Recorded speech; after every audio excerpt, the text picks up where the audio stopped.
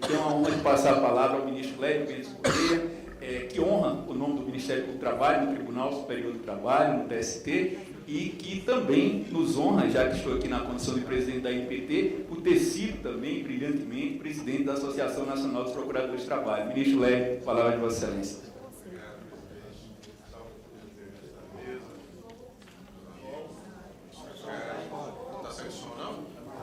Melhorou? Essa carta está gripada, minha voz aqui não sai. Mas saúdo os integrantes da mesa, meus amigos, Carlos Eduardo, o ministro Maurício, a ministra Kátia, o caríssimo desembargador. Falar por último na condição de debatedor, depois dessas feras que nós ouvimos aqui, é uma condição bastante difícil. Por isso, eu queria propor às senhoras e senhores, muito rapidamente, uma abordagem sobre o enfoque internacional. E depois de tudo que já foi dito, talvez esse enfoque internacional pudesse resumir a um artigo da Declaração de Filadélfia que decreta o trabalho não é uma mercadoria. Consequentemente, o ser humano não é um objeto. Isso basta para nós nos darmos conta do absurdo que é a proposta de terceirização desenfreada, aviltante das condições mínimas de dignidade devidas a qualquer trabalhador. Mas a OIT, de qualquer maneira, foi além. E, em 1997, editou a Convenção 181. E nessa convenção, que trata das agências privadas de emprego, inseriu aquelas empresas que alocam mão de obra para terceiros. E essa convenção, de inspiração evidentemente liberal, tem o cuidado, já no preâmbulo e a preocupação, de estabelecer que, conquanto reconhecendo a importância da flexibilidade para o moderno mercado de trabalho, reconhecer também a necessidade de salvaguardar os direitos mínimos que se deve reconhecer a qualquer trabalhador. E, nesse sentido, estabeleceu, por exemplo, no artigo 4º, que a todos os trabalhadores, inclusive os terceirizados, deve ser assegurada a liberdade de associação sindical e o direito de negociar coletivamente.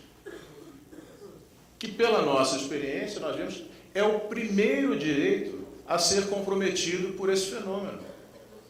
Na medida em que as categorias se fragmentam, se descaracterizam, se pulverizam com prejuízo para os terceirizados e para os integrantes da categoria profissional, que saem enfraquecidos no seu poder de barganha.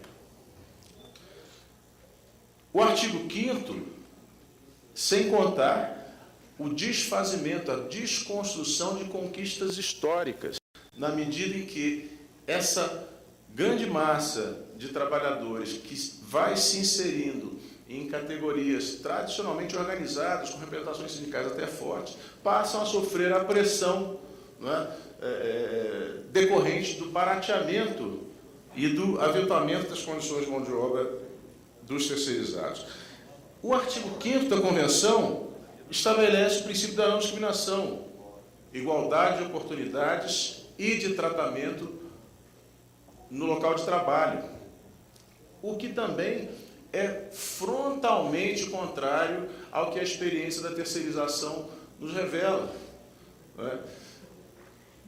A título de exemplo, a ministra Kátia aqui já referiu, no caso dos eletricitários, segundo informações levadas à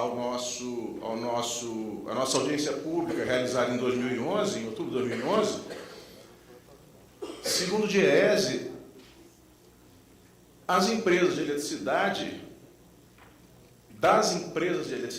67% pagam salários inferiores aos terceirizados. 72,5% asseguram benefícios inferiores aos assegurados, aos empregados efetivamente contratados. E mais de 36% não oferecem equipamentos de proteção individual. Volto à premissa inicial. O trabalho não é uma mercadoria, o ser humano não é um objeto.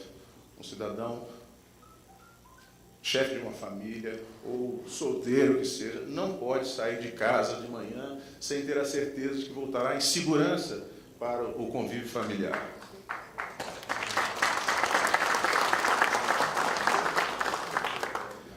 No tocante aos bancários, também fica evidenciado o tratamento discriminatório aqueles que se ocupam, os terceirizados ocupados na atividade de call center, recebiam em outubro de 2011 R$ 550 em média para uma carga horária semanal de 36 horas.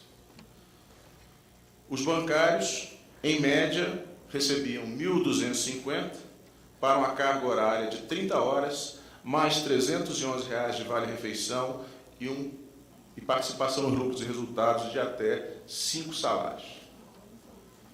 Obviamente não se quer dizer que o bancário ganhe muito, mas o que se pretende evidenciar é que o tratamento discriminatório é evidente e manifesto. E a convenção da OIT visa exatamente a coibir esse tipo de situação. O artigo 8º estabelece a proteção de trabalhadores migrantes contra fraudes e abusos. E eu a essa altura, me recordo da frase de João Mangabeira sobre uma unidade querida da federação, né, que dizia: imagine o absurdo, lá no meu estado tem precedente. E para todas essas situações nós temos precedente na nossa realidade cotidiana. Estamos julgando lá, ministro Maurício, no tribunal, diariamente processos relacionados com essas situações. Trabalhadores migrantes, proteção contra fraudes e abusos, sistema de facção, contratação de trabalhadores bolivianos, paraguaios, coreanos, chineses. Como a ministra Cátia referiu, Vitor Filgueiras registra que em 2010, de 938 trabalhadores resgatados do trabalho escravo, 891 eram terceirizados.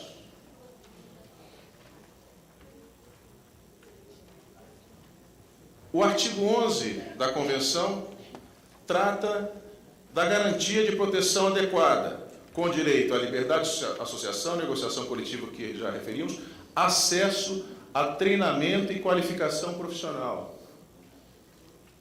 A quantidade de mortes decorrentes de falta de qualificação para o exercício da função em terceirizados é assustadora.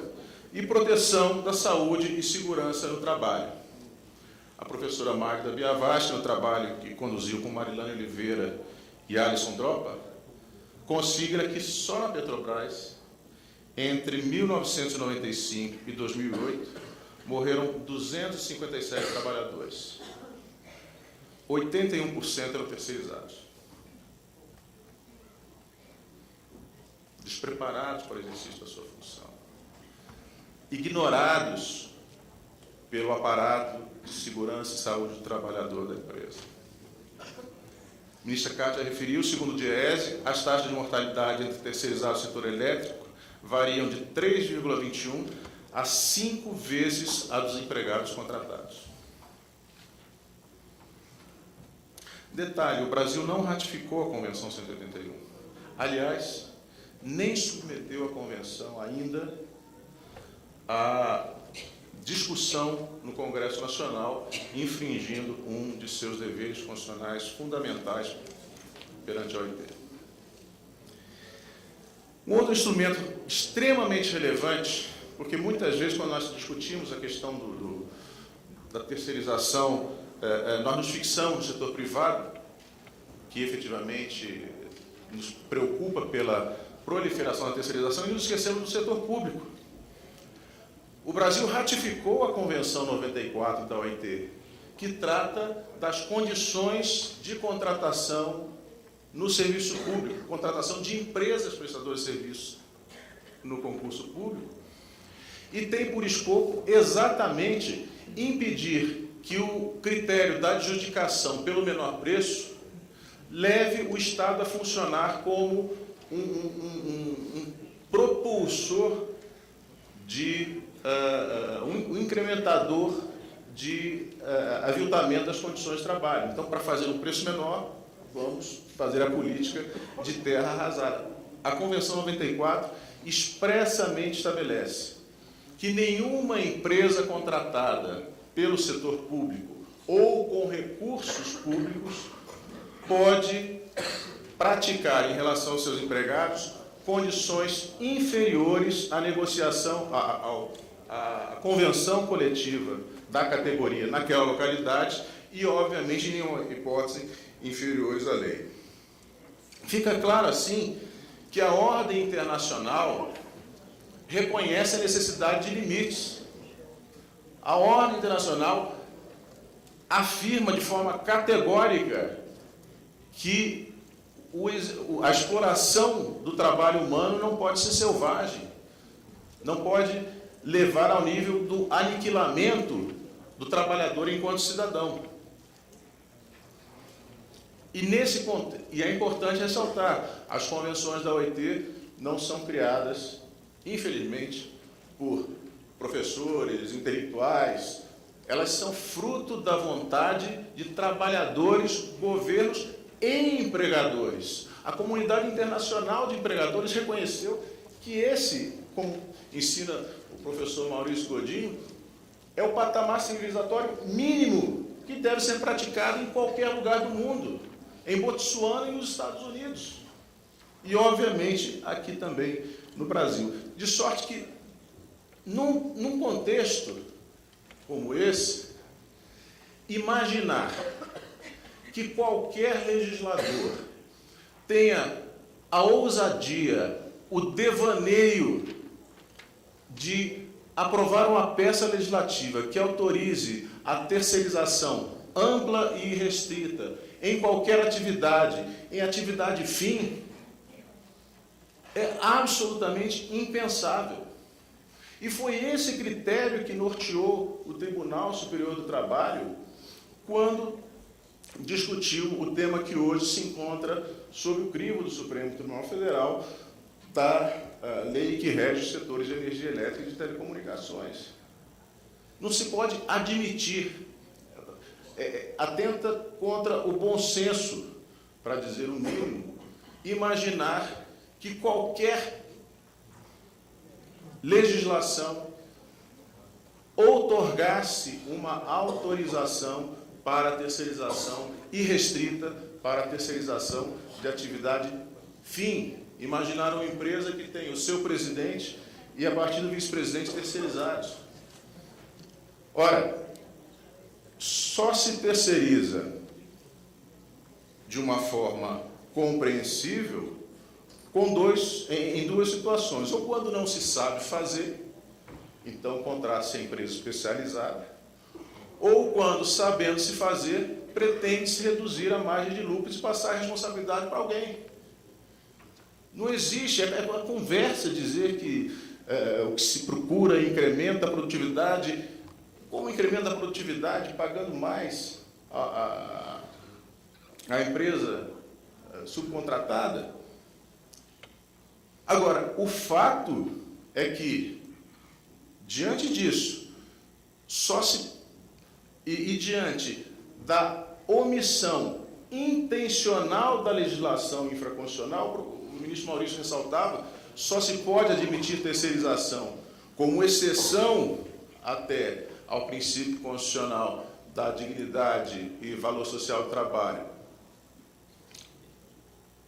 mediante autorização legal expressa. E essa legislação, em nenhum momento, trata de terceirização na seara trabalhista. Em nenhum momento.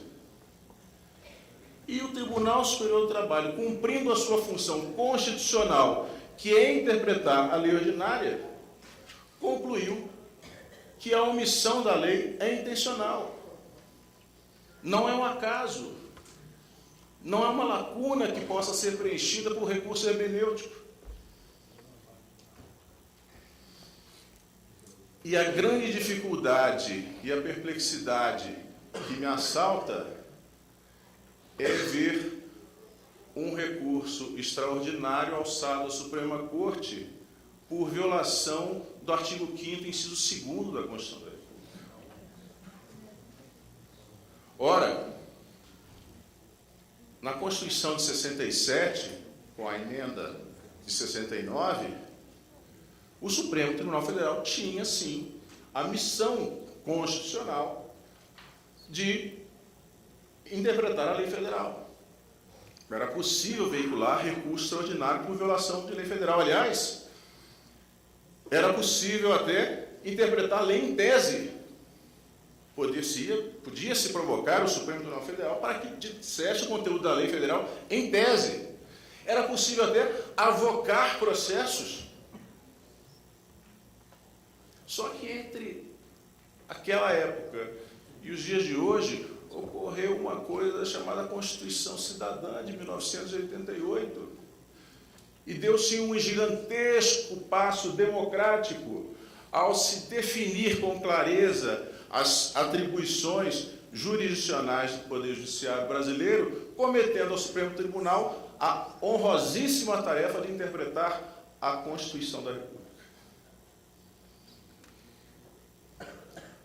Preocupa-me que admitir a atuação do Supremo Tribunal Federal num caso concreto, por esse caminho amplo de interpretação do artigo 5º, 2, signifique devolver à Suprema Corte o seu antigo papel. Afinal, qualquer interpretação de lei federal agora não escapará ao crivo do Supremo Tribunal Federal.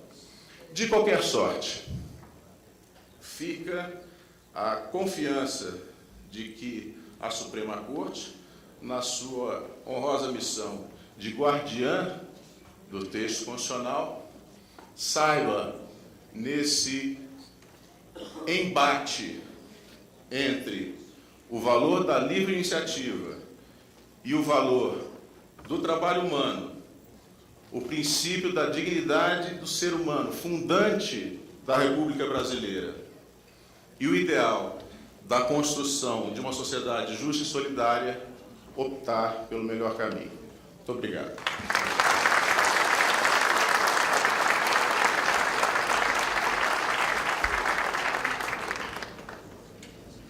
Agradecendo e parabenizando o ministro Lélio Bentes Corrêa pela sua exposição. E faltou dizer, ministro, peço desculpas por esta falha, Vossa Excelência, quando falava tão bem do ordenamento jurídico internacional, faltou dizer que o ministro Lélio é da Comissão de Peritos da Organização Internacional do Trabalho e destacava com muita propriedade que o trabalho não é mercadoria e, de fato, não pode ser, mas na prática, quando vemos a questão da terceirização, infelizmente é assim tratado. Afinal de contas, o trabalhador terceirizado, ele não tem nenhuma negociação com o seu patrão, não tem, na realidade, se chega, precisa de 200 trabalhadores para determinada função, precisa de 300 para aquilo, precisa de 50, o que se choca, e é inegável que o faz, e nos remete a uma realidade talvez pré-lei áurea, mas eu, refletindo sobre isso, ministro, eu tenho até a impressão de que talvez seja um pouco pior em determinado aspecto, porque naquela época, não por razões humanitárias ou algo do tipo, mas como o trabalhador era reconhecido, inclusive formalmente como objeto, aquilo ali era usado como garantia para empréstimos, era passado por herança, era vendido, era comprado. Então, por razões extremamente reprováveis, não preciso dizer isso, mas tinha-se algum cuidado. E hoje, no caso do trabalhador terceirizado, e esses dados que demonstram os acidentes e tudo mais, mostram que o trabalhador é descartável. E isso é extremamente mais grave, essa realidade odierna, daí a nossa preocupação. Concluindo os trabalhos da mesa, mas não poderia perder a oportunidade de passar a palavra para o meu dileto amigo, doutor Gilberto Leitão, que fará uma saudação aos presentes. Presidente Carlos Eduardo, cumprimentar e surpreso de estar aqui, porque vim assistir, acabei sendo convidado pela professora Gabriela para proferir algumas palavras como juiz do trabalho de Brasília, né, honrado, né, estar aqui na presença de 3 ministros, o ministro Maurício, o ministro Lélio, a ministra Kátia, que trouxeram a visão perfeita, moderna e correta do que é hoje a jurisprudência da Justiça do Trabalho, cristalizada na súmula 331 e que representa eu diria, a salvaguarda maior do nosso direito do trabalho. Acredito que sem a súmula 331, o que seria hoje do nosso direito do trabalho? E é lamentável que estejamos vendo no Congresso Nacional, o Supremo Tribunal, querer discutir a liberalização, a flexibilização daquilo que a parcela representativa da sociedade, situada na Justiça do Trabalho, ao longo do tempo, erigiu como importante para a manutenção desse direito, que é a limitação da terceirização. A visão do ministro Maurício de dizer que a propriedade tem seus limites constitucionais e constitucionais antigos, não vem de hoje. A visão da ministra Kátia de nos mostrar os efeitos maléficos da terceirização em acidente de trabalho, algo que nós, juízes do trabalho, vivenciamos o dia a dia das audiências, vendo isso, vendo esses acidentes ocorrer, exatamente com serviço de limpeza, com digitação, telemarketing, exatamente isso que se passa. A visão do ministro Lélio de trazer a ideia internacional, como perito da OIT, de que é impossível se ter um direito do trabalho íntegro, rígido, sem a preservação da relação empregatícia. Então é isso, presidente Carlos Eduardo, agradecer, cumprimentar a honra de estar aqui na presença e, na verdade, ser muito mais um ouvinte e um repetidor das palavras dos três ministros, dos três palestrantes que me antecederam. Muito obrigado, cumprimentar o seminário e agradecer a presença.